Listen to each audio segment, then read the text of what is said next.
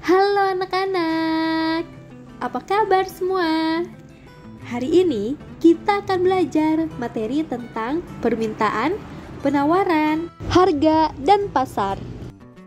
Kamu tentu pernah membaca berita tentang kenaikan harga barang-barang menjelang hari besar seperti Lebaran. Naik dan turunnya harga barang-barang tersebut disebabkan pergerakan dari permintaan dan penawaran di pasar.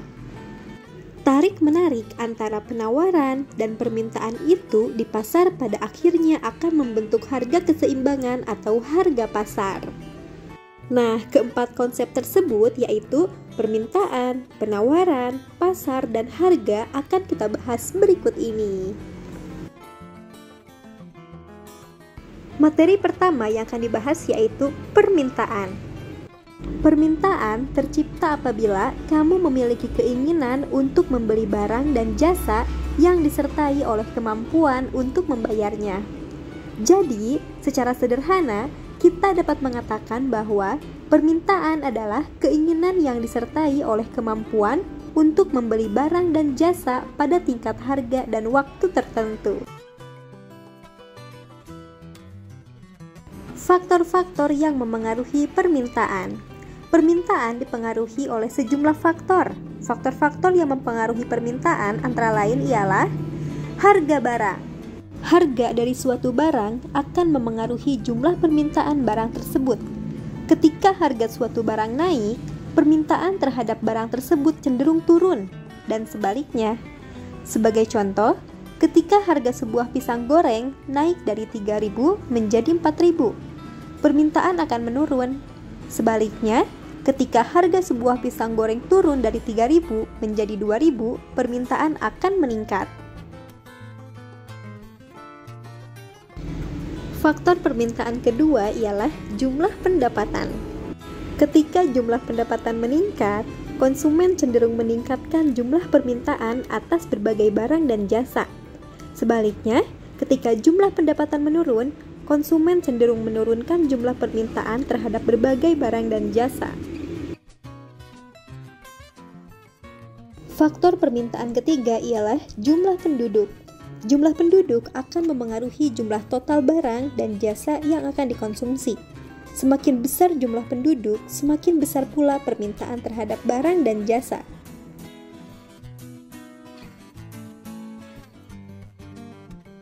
Faktor permintaan keempat ialah perubahan selera masyarakat. Perubahan selera masyarakat dapat mengakibatkan perubahan permintaan. Sebelum atap genting populer, masih banyak masyarakat menggunakan atap seng. Namun saat ini, masyarakat semakin menyenangi atap genting. Akibatnya, permintaan atap genting naik, sedangkan permintaan atap seng menurun. Contoh perubahan selera adalah semakin digemarinya makanan cepat saji atau fast food.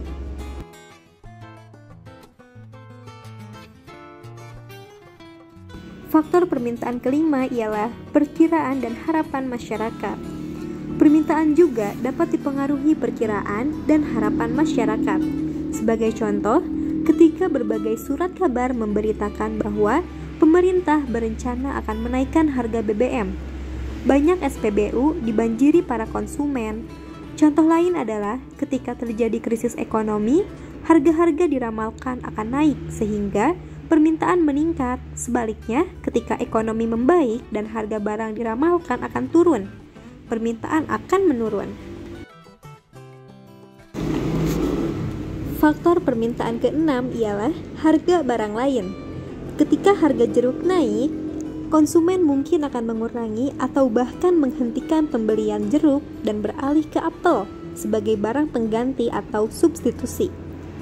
Dengan demikian, jumlah permintaan apel meningkat tajam, meskipun harga apel tidak berubah.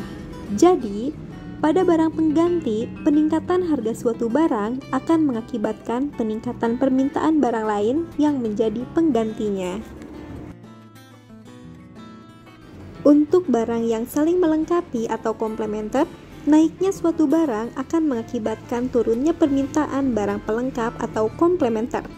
Contohnya, jika harga mentega meningkat, permintaan terhadap roti mungkin menurun karena mentega dan roti adalah barang komplementer atau saling melengkapi.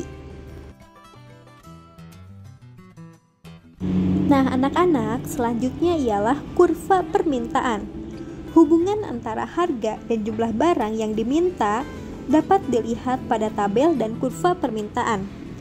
Tabel permintaan merupakan tabel yang menunjukkan jumlah barang dan jasa yang diminta selama periode waktu tertentu pada berbagai tingkat harga. Kurva permintaan merupakan grafik yang menggambarkan hubungan antara harga dengan jumlah barang yang diminta. Nah, anak-anak, selanjutnya mari kita lihat tabel dan kurva permintaan terhadap bakso per mangkok berikut. Ketika harga per mangkok bakso 20.000, jumlah yang diminta sebanyak 120. Ketika harga per mangkok bakso 18.000, jumlah yang diminta 140. Ketika harga per mangkok bakso 16.000, jumlah yang diminta 160. Ketika harga per mangkok bakso 14.000, jumlah yang diminta 180. Dan ketika harga per mangkok bakso 12.000, jumlah yang diminta 200. Kurva permintaan per mangkok bakso menggambarkan permintaan per mangkok bakso yang terdapat pada tabel. Setiap titik pada kurva permintaan memperlihatkan kombinasi harga dan jumlah yang diminta. Perhatikan bahwa kurva permintaan terhadap per mangkok bakso memiliki kemiringan negatif, yaitu bergerak dari kiri atas ke kanan bawah. Artinya, semakin tinggi harga, permintaan semakin sedikit. Sebaliknya, semakin murah harga, permintaan semakin banyak. Dari pembahasan tersebut, kita ketahui bahwa harga memainkan peran penting dalam memengaruhi jumlah permintaan. Semakin tinggi harga barang, semakin rendah jumlah barang yang diminta. Sebaliknya, semakin rendah harga suatu barang dan jasa, semakin banyak jumlah permintaan. Terlihat ada hubungan terbalik antara tingkat harga dengan jumlah permintaan barang dan jasa. Fenomena ini pada intinya merupakan isi dari hukum permintaan, yaitu apabila harga suatu barang dan jasa meningkat, jumlah barang yang diminta akan menurun. Sebaliknya, apabila harga suatu barang dan jasa menurun, jumlah barang yang diminta akan meningkat. Hal ini terjadi dengan asumsi ceteris paribus. Asumsi ceteris paribus beranggapan bahwa faktor-faktor lain yang ikut menentukan permintaan tidak berubah atau konstan. Nah, anak-anak, materi kedua ialah penawaran. Hampir semua barang yang kita gunakan, baik disadari atau tidak, adalah produksi orang atau pihak lain. Pakaian yang kita miliki mungkin diproduksi di kecamatan, provinsi, bahkan negara lain. Penawaran tidak mempersoalkan jarak produsen dengan konsumen. Jumlah barang yang ditawarkan berkaitan dengan harga. Dengan demikian, penawaran adalah jumlah barang dan jasa yang tersedia dan dapat ditawarkan oleh produsen kepada konsumen pada setiap tingkat harga selama periode waktu tertentu. Jumlah penawaran berkaitan dengan tinggi atau rendahnya harga suatu barang atau jasa. Apabila harga barang naik, jumlah barang yang ditawarkan akan meningkat. Sebaliknya, jika harga barang turun, jumlah barang yang ditawarkan menurun. Nah, anak-anak, berikut ialah faktor-faktor yang memengaruhi penawaran. Yang pertama, kemajuan teknologi. Kemajuan teknologi dalam memproduksi suatu barang dapat mengubah jumlah dan kualitas barang tersebut. Kemajuan teknologi umumnya meningkatkan jumlah dan kualitas barang yang dihasilkan atau berkurangnya biaya yang dikeluarkan untuk memproduksi barang. Hasilnya, jumlah barang yang ditawarkan akan meningkat. Faktor kedua ialah biaya produksi. Turun naiknya biaya produksi juga memainkan peran penting dalam memengaruhi penawaran barang dan jasa dari produsen. Contohnya, kenaikan upah pekerja akan menyebabkan biaya produksi meningkat. Jika biaya bahan baku sangat tinggi, produsen cenderung mengurangi produksi sehingga menurunkan penawaran. Sebaliknya, jika biaya bahan baku turun, produsen dapat membeli lebih banyak bahan baku untuk memproduksi barang dan jasa, maka penawaran bertambah. Faktor ketiga ialah persediaan sarana produksi. Tidak seimbangnya sumber daya produksi dibandingkan dengan kebutuhan mengakibatkan masalah ekonomi. Demikian juga dengan produksi. Produksi akan terganggu jika sarana produksi kurang. Contohnya, Penawaran beras dari daerah tertentu cenderung menurun karena banyak lahan pertanian daerah itu yang beralih fungsi menjadi daerah industri.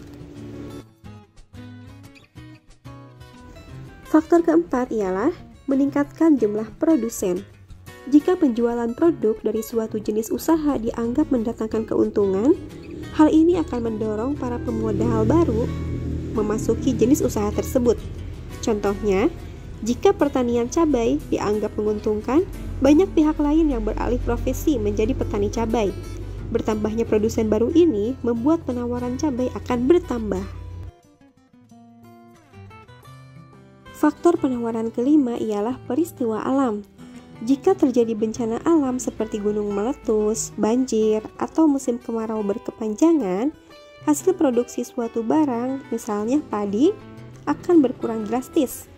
Kejadian-kejadian alam seperti ini akan mengurangi penawaran barang. Faktor penawaran keenam ialah harapan produsen. Produsen, seperti halnya konsumen, mempunyai harapan akan situasi masa depan. Jika produsen memperkirakan situasi perekonomian ke depan akan membaik, saat ini produsen memproduksi lebih banyak barang untuk dijual. Sebaliknya, jika produsen memperkirakan situasi perekonomian pada masa datang akan memburuk, produsen cenderung tidak meningkatkan produksi. Faktor penawaran ketujuh ialah harga barang dan jasa lain. Jumlah penawaran suatu barang dan jasa dipengaruhi oleh harga barang dan jasa yang dapat menggantikannya atau barang substitusi.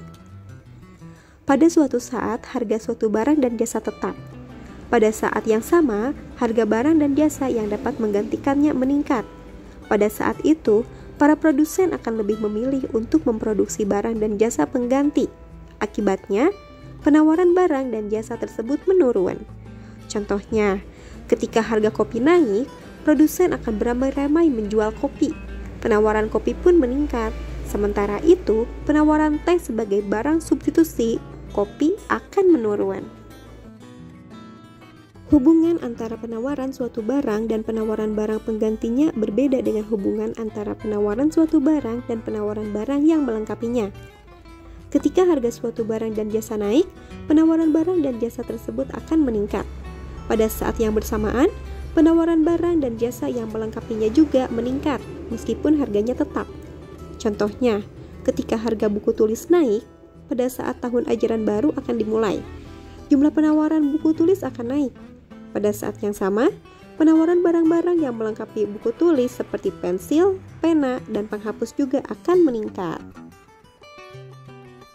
Nah, anak-anak, selanjutnya ialah kurva penawaran. Hubungan antara harga dan jumlah barang yang ditawarkan dapat dilihat pada kurva penawaran. Kurva penawaran merupakan grafik yang menggambarkan hubungan antara harga dengan jumlah barang yang ditawarkan. Untuk lebih jelasnya, mari kita lihat tabel dan kurva penawaran roti coklat pada tabel dan kurva berikut. Dari tabel tersebut dapat kita baca, ketika harga roti coklat Rp500, jumlah penawaran terhadap roti coklat yaitu 0. Ketika harganya naik jadi 1.000, jumlah penawaran sebanyak 2. Ketika harga roti coklat 1.500, jumlah penawaran pun meningkat, yaitu 4. Ketika harganya 2.000, jumlah penawaran terhadap roti coklat sebanyak 6. Ketika harganya 2.500, jumlah penawaran sebanyak 8. Dan ketika harga roti coklat 3.000, jumlah penawaran pun bertambah, jadi 10.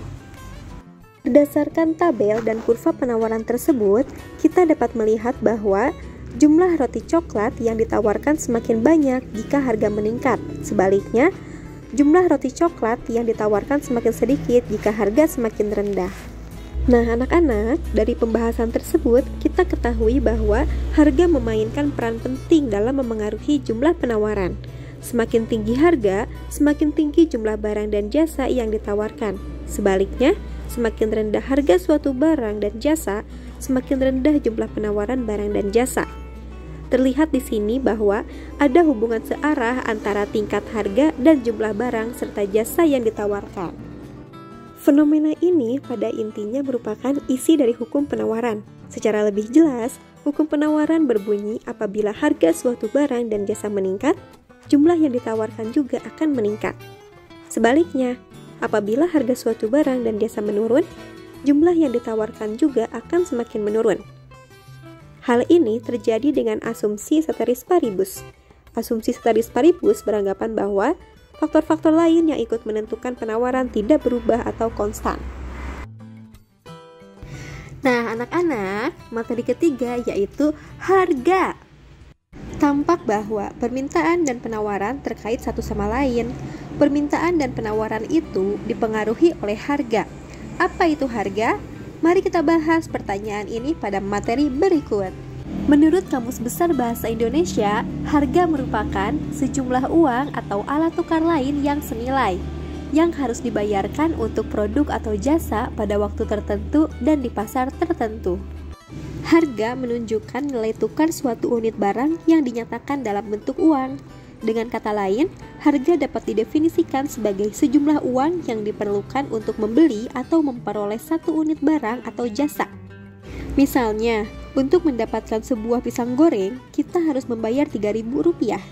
Jadi, harga sebuah pisang goreng adalah Rp3.000. Dengan cara ini, harga menjadi metode yang paling cocok dan nyaman untuk mengukur nilai berbagai barang dan jasa. Sementara itu, harga keseimbangan atau harga equilibrium adalah harga di mana jumlah barang yang ditawarkan oleh produsen sama dengan jumlah barang yang diminta oleh konsumen. Nah, anak-anak, berikut ialah tabel jumlah permintaan dan penawaran pisang goreng per hari di kantin sekolah. Tabel ini menunjukkan bahwa ketika sebuah pisang goreng berharga Rp3.000, jumlah pisang goreng yang diminta persis sama dengan jumlah pisang goreng yang ditawarkan, yakni sebanyak 30 buah per hari. Harga Rp3.000 per buah inilah yang disebut dengan harga keseimbangan pisang goreng. Harga keseimbangan kadang-kadang disebut juga dengan istilah harga pasar.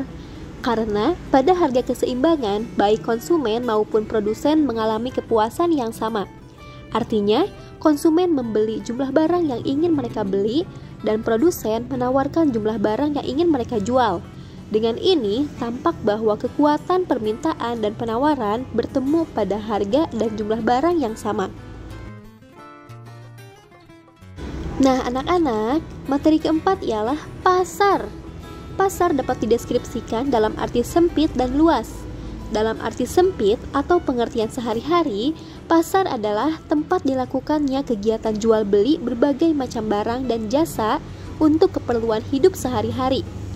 Dalam pengertian yang lebih luas dan menurut ilmu ekonomi, pasar adalah proses berlangsungnya transaksi permintaan dan penawaran atas barang dan jasa.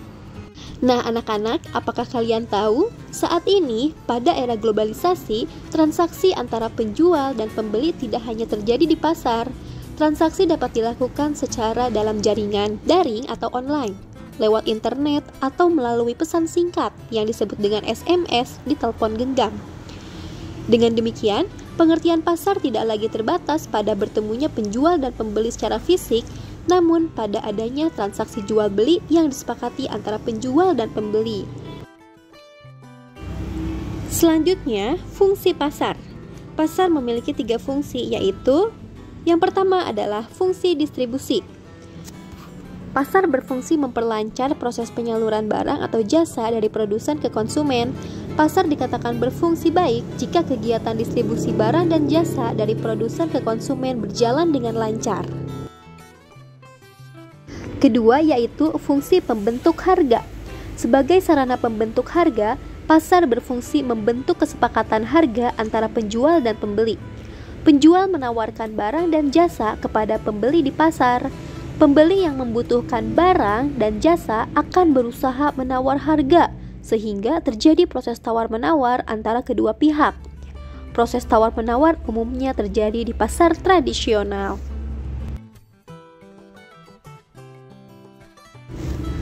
Fungsi pasar ketiga ialah fungsi promosi. Sebagai sarana promosi, pasar berfungsi sebagai tempat memperkenalkan dan menginformasikan suatu barang atau jasa. Di pasar disampaikan manfaat, keunggulan, dan keunikannya kepada konsumen. Nah, anak-anak, Untuk materi macam-macam pasar ada di video sebelumnya. Untuk materi hari ini sudah selesai. Terima kasih. Don't forget to subscribe.